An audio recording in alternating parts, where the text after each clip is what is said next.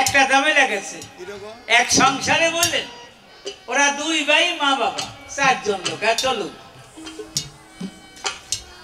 কিন্তু ওই ছোট ভাইয়ের বয়স 16-17 হবে, 17 হবে না, 15-16 হবে, আর বড় ভাইয়ের বয়স 21-22। ওর বাবা বিলের ভিতরে গিয়ে বাড়ি করছে, পুরান বাড়ি ছেড়ে দিয়ে বিলে গিয়ে নতুন বাড়ি করছে। পুরানো ঘর ভাঙাচোরা করে বাঘের বাঘ যা পাইছে নিয়ে গেছে। ওর ভিতর কিছু কাঁথা বালিশ খাটও বাঘ হয়েছে। ওর বাবা পাইছে কি, ভাগের ভিতর কিছু পুরানো কাঁথা পাইছে। এখন তো কম্বলের যুগ, আগে কাঁথা ছিল না। কাঁথারু কাপড় উপরে কাপড় দিতে দিতে দিতে দিতে এইরকম মোটা হয়ে গেছে। ওর কিছু পুরানো কাঁথা পাইছে আর কয়েকটা বালিশ পাইছে, কিন্তু বালিশগুলি ওয়াশার দেয়া না। তাই শ্বশুরটা লই যদি ওয়াশার না দেয়া বালিশে মাথা দেয়, তাই বালিশের অবস্থা কি হয়? মনে হয় যেন পিস ঢালাই হয়ে গেছে, বুঝছেন? এর 3-4টা বালিশ পাইছে পুরানো কাঁথা। আর ওই যে খাট, লোহা কাঠের খাট, তা খিল ঢিল হয়ে গেছে, উপরে উঠলে এরকম নড়ে সব সময়। আর পুরানো গোনা, গোনা চেনেন? আরে মশারি, আগে তো গোনাই কইতো, তাই না?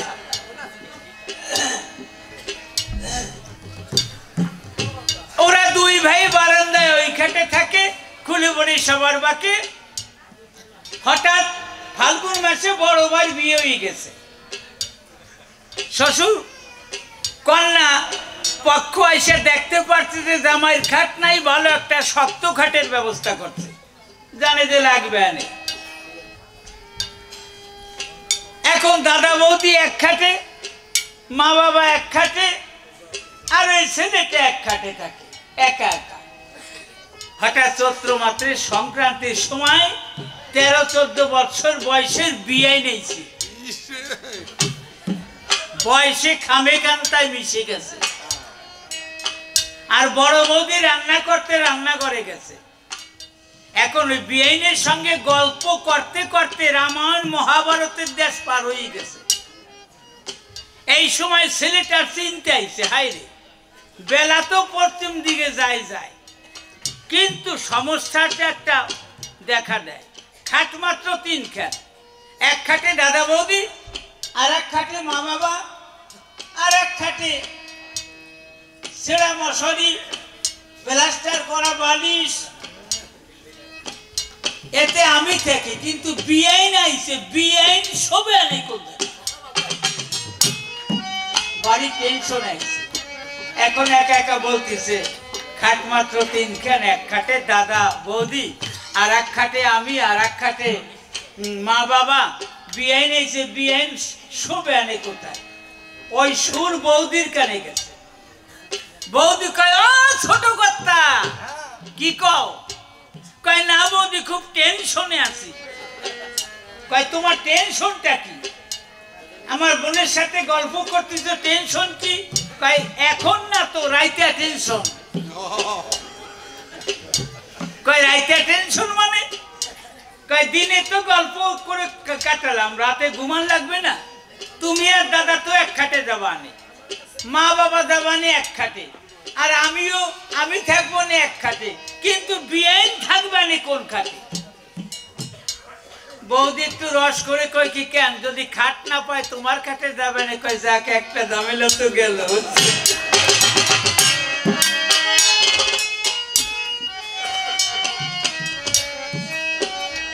তাইলে বাবা, তোমার পিতৃসত্তা রক্ষা করার কথা আমি বলে গেলাম,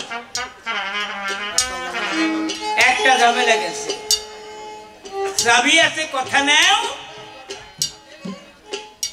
এই জন্য অশ্বিনী গোসাই বলেছে, যেজন রক্ষা করে পিতৃধন, সেই সেভাবে বাপের বেটা বিচক্ষণ।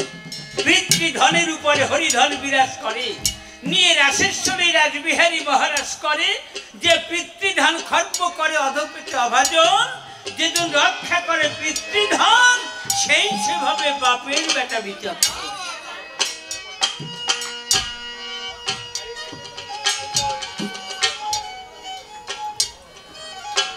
তাই কবি গাইলেন, ওরে গুরুর কাছে আমার সন্ধান নিয়া,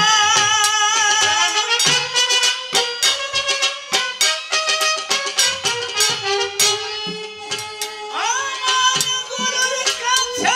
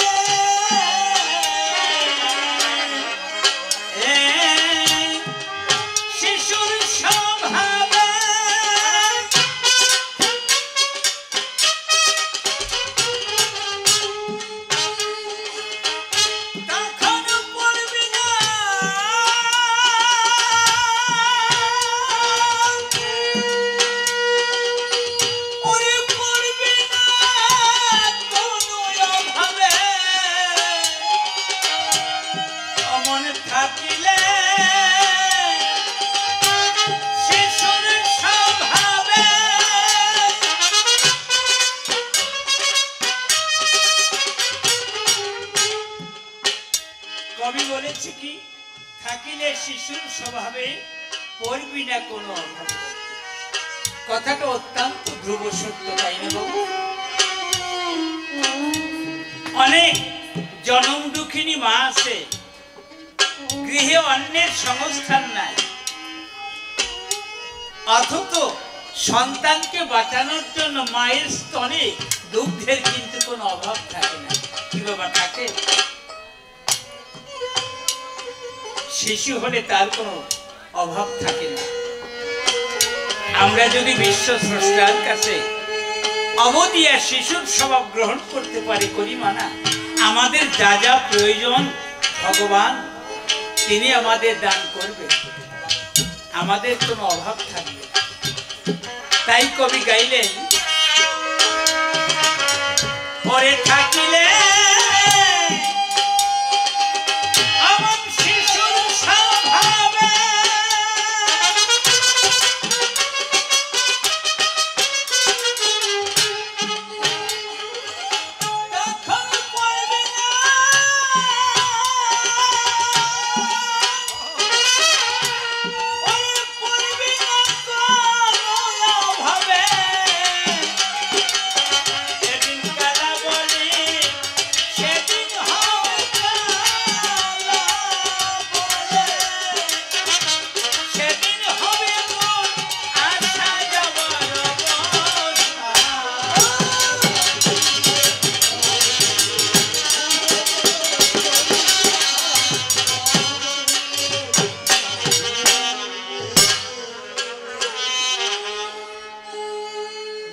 বিশ্বপতি নিখিলের গতি পতিত পাবন হরি, তুমি সর্বাধারী। ধর্মরাজ যুধিষ্ঠির যখন কুকুরের মাথায় হাত দিয়ে আশীর্বাদ করে, হঠাৎ দেখতে পায় কুকুরটা অদৃশ্য হয়ে যায়। যুধিষ্ঠির করেছে বিবেচনা, আমি তো আর স্বর্গে যেতে পারবো না, কারণ আমার তো পুণ্য নাই। মনে আছে ভাবো ফিরে যাব। যুধিষ্ঠির যখন ফিরে যাচ্ছিল, দাড়ি ডেকে বলেছিল, ধর্মরাজ যাচ্ছ কোথায়? যুধিষ্ঠির বলছে, মনে আছে ভাবো, আবার আমি মর্তে ফিরে যাব। দাড়ি করেছে মানা, তোমাকে যেতে হবে না, এই দরজা খুলে দিলাম, কথা নাও, তুমি অক্ষয় স্বর্গে যাও। যুধিষ্ঠির করেছে বর্ণনা, ওরে আমার যত পুণ্য ছিল কুকুরকে দেয়া হলো, আমার তো কোনো পুণ্য থাকে না, বলো কোন পুণ্যে আমি স্বর্গে যাব শুনতে চাই। দাড়ি করেছে মানা, মহারাজ তোমার কি নাই জানা, তোমার জীবনের সঞ্চিত এহেন পুণ্য তুচ্ছ কুকুরকে দান করেছো। দানের একটা পুণ্য আছে না, কথা বাবা, দানের পুণ্য বলে স্বর্গে গিয়ে রাধা গোবিন্দের যুগল মূর্তি দর্শন করে মানব জন্ম ধন্য করে।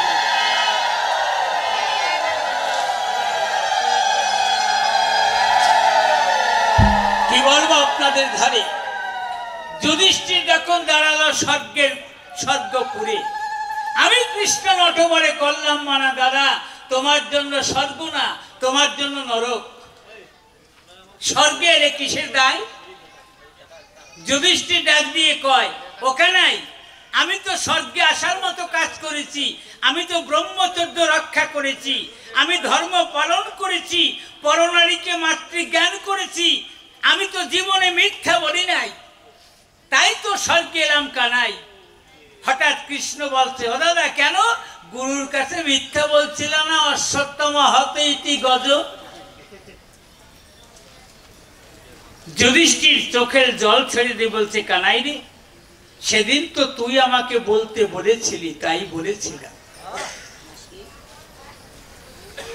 ও কৃষ্ণ, সেদিন তো তুই আমাকে বলতে বলেছিলি, তাই বলেছিলাম।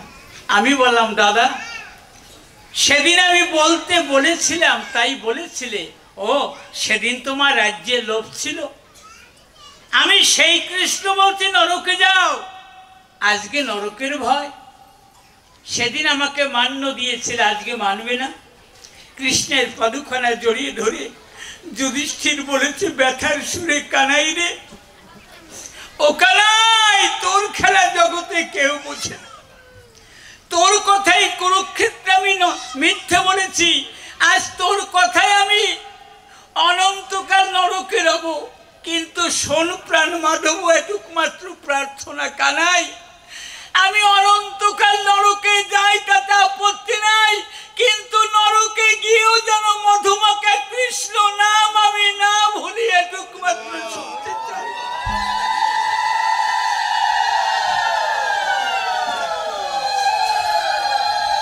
আমি নরকে যাই, দুঃখ নাই, কিন্তু কৃষ্ণ নাম যেন আমি না ভুলি, কানাই। কৃষ্ণ বলছে, দাদা তোমার নরক ভোগ করতে হবে না, তোমার নরক দর্শন করতে হবে। কিন্তু জানেন তো, যারা কৃষ্ণ ভক্ত তারা শ্বাস প্রশ্বাসে ঠাকুরের নাম করে। যারা আল্লাহর ভক্ত তারা প্রতিটি শ্বাস প্রশ্বাসে আল্লাহ হক আল্লাহ হক জিকির করে। কৃষ্ণ গুণগান করছে আর যুধিষ্ঠির নরকের দিকে চলছে। হঠাৎ দেখতে পাচ্ছে কি, সমস্ত নরকবাসী মুক্ত হয়ে অমর বিমানে চলে স্বর্গের দিকে যায়, আর ধর্মরাজ যুধিষ্ঠিরকে প্রণাম জানায়। তারা করেছে মানা, ও ধর্মরাজ যুধিষ্ঠির বলছে, কানাই রে, এই লোকগুলি কারা, আমাকে প্রণাম করে কেন?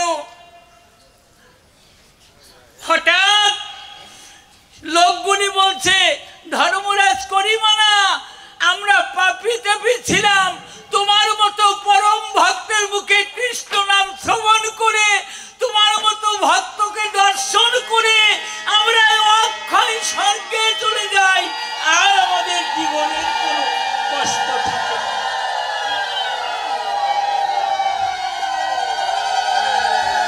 এই জন্য বলছি কি জানেন, সাধু দর্শনে যায় মনের ময়লা, পর্শনে হয় প্রেমোদয়। এই জন্য বলতে সাধু সঙ্গ সর্বশাস্ত্রে কয়, লব মাত্র সাধু সঙ্গ সর্বপাপ ক্ষয়। ঠাকুর অনুকূল চন্দ্র বলছি কি জানেন, মানুষ আপন টাকা পর, যত পারিস মানুষ ধর। বাবু আমি করি বর্ণনা, পরশ পাথর বলতে যদি কোনো পাথর থাকতো যে পরশে লোহা সোনা হয়, তাইলে বর্তমান বৈজ্ঞানিকরা পরশ পাথর খুঁজে অবশ্যই বের করতো, তাই না? চাঁদে যদি চন্দ্রযান পাঠাতে পারে, সাগরের তলদেশে যদি যেতে পারে, তাহলে পরশ পাথর পেত না? আমি করি বর্ণনা, পরশ পাথর বলতে কোনো পাথর থাকে না। পরশ পাথর কি জানেন? সাধুগুরু বৈষ্ণব এরা পরশ পাথর। এক পাগল এক পাগল শুনেছে কি পরশের পরশে লোহা সোনা হয়। ঋষিকবি রবি ঠাকুরের সোনার তরী পড়ে দেখবেন লেখা আছে, খেপা খুঁজে খুঁজে ফিরে পরশ পাথর।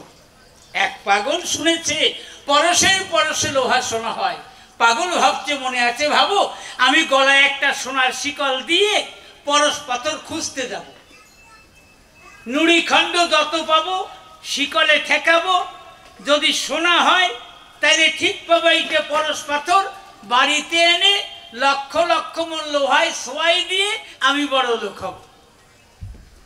এই চিন্তা করে অন্তরে পরশ পাথর পাবার তরে লোহার শিকার গলায় ঝুলাইয়ে বারে বারে পাহাড় প্রান্তে ঘুরিয়া বেড়ায়, নুড়ি খণ্ড পাথর খণ্ড যত পায় সোয়ায়, তাকাই দেখে সোনা হয় নাই, ফেলে দেয়। এমনি করতে করতে ভাবের ঘরে মরতে মরতে 12টি বৎসর চলে যায়, পরশ পাথর হাতে আসে না। কি বলবো আপনাদের ধারে একদিন ঘুরতে ঘুরতে দেখা দিল একটা নদীর পাড়ে একটা বৃক্ষ গড়ে কতগুলি ছেলেরা খেলা করে।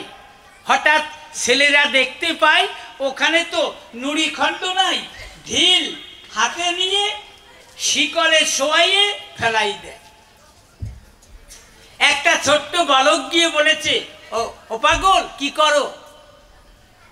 পাগল বলছে, খোকা দেখিস না আমি সারাটি জনম ধরে পরশ পাথর খুঁজে বেড়াই পাহাড় প্রান্তে পরে, কিন্তু আমি করি বর্ণনা শুনেছে পরশের পরশে লোহা সোনা হয়, আমার তো পরশ পাথর চেনা হলো না। ছোট্ট ছেলে ডাক দিয়ে কয়, ও পাগল তোমার গলায় তো সোনার লোহার শিকল না, ওটাতে সোনার শিকল হয়। সন্ন্যাসী আবার ধীরে পূর্ব পথে যায় ফিরে, খুঁজিছে তেমনি করে হারানো রতন, শেষকতি নাহিয়ার নিয়ে পড়ে দেহভার, দেহ লুটাই শূন্য তরুর মতো, কথা অসঙ্গত, সাধুগুরু বৈষ্ণব হয়েছে পরশ পাথর মতো। ভ্রমণ করতে করতে ভাবের ঘরে মরতে মরতে সাধুগুরু চরম ধরে মাথায় নিতে নিতে যদি কোনোদিন একবার ভাগ্য ক্রমে কোনো চরম বৈষ্ণবের চরম ধরে পাওয়া যাবে, সেদিন মানব দেহ শোনা হবে, মন একবার হরি বলো। এমন দিনের অপেক্ষায় আমাদের থাকতে হবে।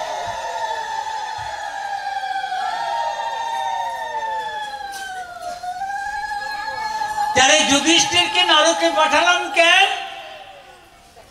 পাপী তাপীদের মুক্তি দেবার তরে। আমি করি বর্ণনা, ভগবান সবকিছু পারে, তবে একটা জিনিস পারে না, জীবকে তার সৃষ্টির বাহিরে ফেলতে পারে না। ঈশ্বর আল্লাহ গড় ভগবানকে বলা হয়েছে সর্বশক্তিমান, তাই তো? কিন্তু উনি একটা জিনিস পারে না। একটা গল্প শোনেন, সব গল্প এক গল্প নয়। এক রাজা একদিন মন্ত্রীকে কয়, মন্ত্রী বলো তো ভগবান, আমার 3টা প্রশ্ন, ভগবান কি পারে না, ভগবান কি খায়, আর ভগবান এখন থাকে, এখন কি করে? মন্ত্রী করে বিবেচনা, একই আবুর ধরনের প্রশ্নের জবাব তুমি ভাবো না। ডেকে বলে, মহারাজ কথা লাবেন, আমার 1 সপ্তাহ সময় দেবেন। রাজা বলে 1 মাস দেব, জবাব কিন্তু চাই, তা নাহলে মাথা থাকবে না। মন্ত্রী কি আর আছে? প্রায় তো গেছে। একবার যদি মাথা কাটার কথা কয়, দাদা দেহ দৌড়ায়, কিন্তু অবস্থা কি হয়? ইয়াহিয়া খান একবার বলছিল 71-এর সময় মালাউল খতম, হিন্দু গো সামনে হয়েছে জম, কি ছেলে মেয়ে লম, সব খালাইয়া পশ্চিম দিক যায় আর পূবের দিক কুতকুতিয়ে যায়, তাই না? একটা কাজ ভালো করছিল ওরা। ওই সময় যে ভারত মাতা ইন্দিরা গান্ধী সমস্ত রিফিউজিদের বিনা টিকিটে তীর্থ পর্যটনের ব্যবস্থা করছিল না, তাই না? আবার যদি ওই রকম একটা সুযোগ আইছে, বললেন হিন্দুরা সব বিনা টিকিটে গোলকে যাবে, কোনো অসুবিধা হবে না। এইবার আমার আসল কথায় যাই, আপনাদের জানাই কি জানো? রাজা বলছে কথা লাবা, 3টা প্রশ্নের জবাব দেব। ভগবান এখন, ভগবান কি পারে না, ভগবান কি খায়, ভগবান এখন কি করে? দেখতে দেখতে 6টা দিন গেল, 7 দিন মন্ত্রী তখন মাঠের ভিতরে আনমন অবস্থায় হেঁটে বেড়ায়। একদম চাষি ডাক দিয়ে কয়, ও মন্ত্রী, তোমার চুলগুলো উস্কো খুস্কো কিসের দায়? চাষি করে, মন্ত্রী করে, বর্ণনাটা কয়ে কোনো লাভ হবে না। চাষি বলছে, দেখো, কবি বলছে কি জানো, যেখানে পাইবে দেখিবে ছাই, উড়াইয়ে দেখিও তাই, পাইলেও পাইতে পারো অমূল্য রতন। আমার কথা নাও, তোমার সমস্যাটা কি আমার কাছে কও। মন্ত্রী বলে, তাড়াতাড়ি ধারে রাজা 3টা প্রশ্ন করে, ভগবান কি পারে না, ভগবান কি খায়, আর ভগবান এখন কি করে। তা ভগবানের ঠিকানা তোমার জানা নাই, আমি জবাব কোথায় পাই? চাষা বলছে, মন্ত্রী, তোমার রাজাকে গিয়ে জিজ্ঞেস করো, আমি জবাব দিলে কি হবে? আমি পারি। যাক, একটু মুখে একটু জল আইছে। মন্ত্রী বলে, মনে আছে, ভাবো। আমি রাজাকে জিজ্ঞেস করে আমি তোমার কাছে এসে কব। মহারাজকে গিয়ে বলছে, মহারাজ, আমি তো জবাব খুঁজে পাই নাই। এক চাষা বলছে সে নাকি জবাব জানে, সে দিলে কি হবে? রাজা বলছে, আমার আছে সবরি কলার দরকার, দোকানদার দিয়ে করবো কি? যে কোনো লোকে দিলেই হবে। চাষাকে ডাক দিয়ে কয়, চাষা কাশি বগলে বাঁধাইয়ে গামছা গাড়ে দিয়ে ওই 6 কাঠিতে আবার 7 মাস খাড়ে দেয় না, মানে সোডাই দেয় না। এখন তো ডিটারজেন্ট, আগে কি ছিল? সোডা ছিল না। হ্যাঁ, জীবনে দই নাই। ওই অবস্থায় রাজসভায় গিয়ে প্রণাম দিয়ে দাঁড়ায়, গিয়ে বলছে, মহারাজ, আমি সেই চাষা, আমার ভালো নাই বেশভূষা, কথা লবেন, আপনার প্রশ্ন কি, প্রশ্নগুলি কবেন। ডাক দিয়ে জানায়, হে চাষা, আমার কথা নাও, আমার প্রশ্নের জবাব দাও। ভগবান সর্ব নিয়ন্তা, সর্ব কারণের কারণ, সর্বদ্রষ্টা, সর্বশক্তিমান, আমার কথা লবা, ভগবান কি পারে না আমার কাছে কবা। চাষা ডাক দিয়ে কয়ে, তো সামান্য প্রশ্ন, এর চেয়ে বড় থাকলে কন কয়, তার মানে তুমি এইটার জবাবই দাও। চাষা ডাক দিয়ে কয়, আমি করি বর্ণনা, ভগবান একটা জিনিস পারেন না। কোনটা? এই সৃষ্টির যত জীব তারই অংশ সম্ভূত, অনন্ত কোটি গ্রহ নক্ষত্র, স্বর্গ নরক তার সৃষ্টি, কিন্তু করিবা না। জীব হাজার অন্যায় করলো, জীবকে তার সৃষ্টির বাহিরে ফেলতে পারে। স্বর্গ নিল তার, নরকে নিল, নরকটা তার। রাজা বলে, চমৎকার, চমৎকার, বলো ভগবান কি খায়? চেষ্টা করে, মানা, ভগবান তো আমাদের মতো না। আমাদের খাদ্যের তরে ভগবান সবকিছু দিয়েছে উজাড় করে, নদী ভরা জল, বৃক্ষে দিয়েছে পক্ষ পক্ষ ফল, মাঠে দিয়েছে সোনার ফসল। কিন্তু জীবের কাছে ভগবান কিছু চাই না। যে যাহা আহার করে, যদি খাবারের সময় তার নামে একটু নিবেদন করে, ভক্ত ভক্তের নিবেদন গ্রহণ করে। নারদ বলে, ভগবানের ধারে, ভগবান, যদি কোনো ব্যক্তি অনাহারে রয়, খাদ্য না থাকে ঘরে, কি দেবে তোমারে? কৃষ্ণ বলেছে বারে বারে, নারদ রে, যদি কারো ঘরে খাদ্য না রয়, আমি কৃষ্ণ জগৎ পাতা, গাছে দিয়েছি কত পাতা, একটা পাতা যদি কেউ আমার নামে উজাড় করে দেয়, আমি ভক্তের দেয়া পাতা গ্রহণ করি, কৃষ্ণ রসময়। দেখে বলেছে, তারই ধারে যদি কাল বৈশাখীর ঝড়ে গাছের পাতা যায় ঝরে, কি দিবে তোমারে? নারদ তো কম না। বলেছে কৃষ্ণ নীলদল, যদি খাদ্য না থাকে, গাছের পাতা না থাকে, আমি পৃথিবীর নদীতে দিয়েছি 3 ভাগ জল। কর্মক্লান্ত করে বলে, আমার কথা মনে করে যদি 1 গণ্ডূষ জল কেউ আমার নামে দান করে, ভক্তের দেয়া জল গ্রহণ করি কানাই। নারদ মুনি ডাক দিয়ে কয়, হে প্রভু, যদি কোনো ভক্ত মরুভূমিতে যায়, খাদ্য না থাকে, ফল না থাকে, গাছ না থাকে, পাতা না থাকে, জল না থাকে, কি দিবে তোমায়? ভগবান বলেছেন, নারদরে, একদিন এই পৃথিবীতে খাদ্য না থাকতে পারে, ওই গাছে পাতা না থাকতে পারে, বৃক্ষে ফল না থাকতে পারে, নদীর জল শুকিয়ে যেতে পারে, আমি কৃষ্ণ নটবরে খুলে বলি অবিকল, প্রতিটি কৃষ্ণ ভক্তের চোখে দিয়েছে পুত পবিত্র গঙ্গা জল, মনকে তুলসী করে বলে কৃষ্ণ হরে হরে, এক ফোঁটা চোখের জল যদি আমার পাদ পদ্মে করে দেন, সকল কিছু পরি হরি, মুখে বলে হরি হরি, ভক্তের জল গ্রহণ করে কৃষ্ণ ভগবান।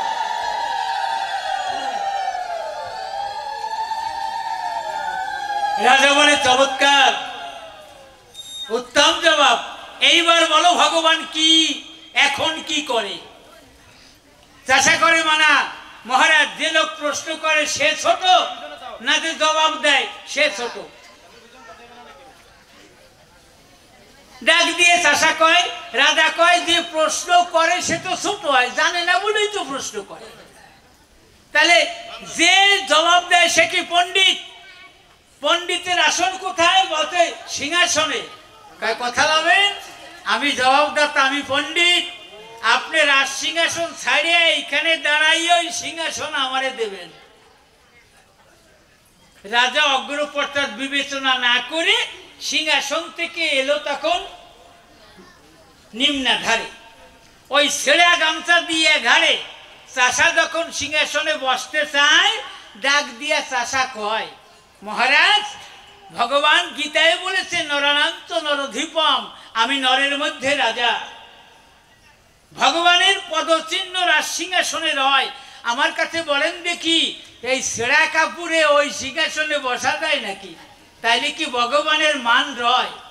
কথা লবেন, সিংহাসন যখন ছেড়ে দিছেন, তাইলে আপনার পোশাকটা খুলে আপনি আমার পোশাকটা পরে ওইখানে দাঁড়াইয়ে জবাব শুনবেন। রাজা কি করবে? বিপদে পড়ছে, পোশাক খুলে ওই চাষারে দিল। চাষা তো রাজ পোশাক পরে সিংহাসনে গিয়ে বসেছিল। এইবার ছেঁড়া গামছারে যে কাশি বগলে নিয়ে রাজা দাঁড়াইছে। এইবার বল চাষা, ভগবান এখন কি করে? চাষা আর একদিক তাকায়, ডাক দিয়া মহারাজ কয়, মূর্খ চাষা, সামান্য এতটুক সময়ের জন্য এত অহংকার, এটা ভালো নয়। অহংকার দিয়ে চাষাই করেছে মানা, তুই তো করি আলাপ, এখন আমার সঙ্গে চলবে না। বর্তমান আমি রাজা, তুমি চাষা, কথা নাও, রাজ সম্মান দিয়ে কথা কও। এইবার মহারাজ করজোরে ডাক দিয়ে বলছে, চাষা রে, রাজা মশাই, কথা লবেন, ভগবান এখন কি করে কবেন? এই কথা বললে পরে দেখতে পারে নয়ন ভরে চাষা রক্ষী করবে, বেদনার অশ্রুমালা গড়িয়ে পড়ে নিম্নাধারে। তিনবার বলার পরে বলো চাষা, ভগবান এখন কি করে? চাষা করেছে মানা, মূর্খ রাজা, এখনো তুমি বোঝো না, এখনো বোঝো না ভগবান কি করে। আমার মতো চাষাকে ভগবান এখন রাজা করে, আর তোমার মতো রাজাকে ভগবান এখন চাষা করে। এই জন্য আমি করি বর্ণনা, মানুষ অহংকারে মত্ত হয়, এই সত্য পরিচয়। মানুষ একটু আভিজাত্য পেলে পুরানো কথা প্রায় ভুলে যায়। চরণ ধরে করি মানা, পুরানো কথা মানুষ প্রায় মনে রাখে, প্রায় মনে রাখে।